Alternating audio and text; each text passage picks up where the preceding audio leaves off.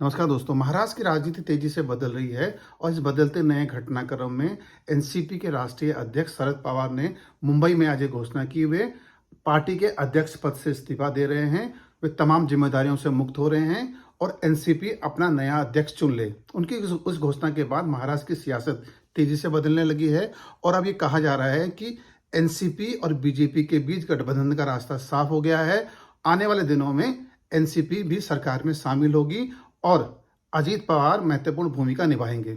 एक और बड़ा सवाल ये खड़ा हो गया है कि अजीत पवार क्या राष्ट्रीय अध्यक्ष बनेंगे एनसीपी के, या शरद पवार की जो बेटी है सुप्रिया सुले उन्हें पार्टी की बागडोर दी जाएगी। हालांकि दोनों के बीच कई दिनों से तल्खी भी चल रही थी, क्योंकि अजीत पवार लगातार ये कहते रहे हैं कि वे बीजेपी के साथ जाना चाहते हैं और एनसीपी के कई बड़े विधायकों का एक धड़ा भी बीजेपी के साथ जाने के लिए बेचैन था, क्योंकि एनसीपी को ये लगता है कि बीजेपी के साथ सत्ता में भागीदारी महाराष्ट्र की राजनीति के लिए एनसीपी के लिए अब जरूरी हो गई है। इंतजार करते हैं कि आने वाले दिनों में, अगले कुछ दिनों में महाराष्ट्र की सियासत कैसे बदलती है और शरद पवार जो सियासत के बड़ा कद इनका माना जाता है और गठबंधन सरकारों को चलाने में उनकी महत्वपूर्ण भूमिका रही है।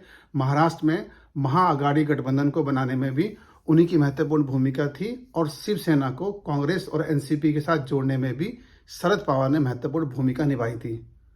उनके इस फैसले के बाद महाराष्ट्र की सियासत कैसे बदलती है और मुंबई और बंबई के बीच का फर्क हमको कैसे देखने को मिलता है, यह आने वाले दिनों में पता चलेगा। लेकिन महाराष्ट्र की सियासत के कारण दिल्ली की सियासत भी अब तेजी से बदलेगी। इंतजार रहेगा इस सियासत का भी।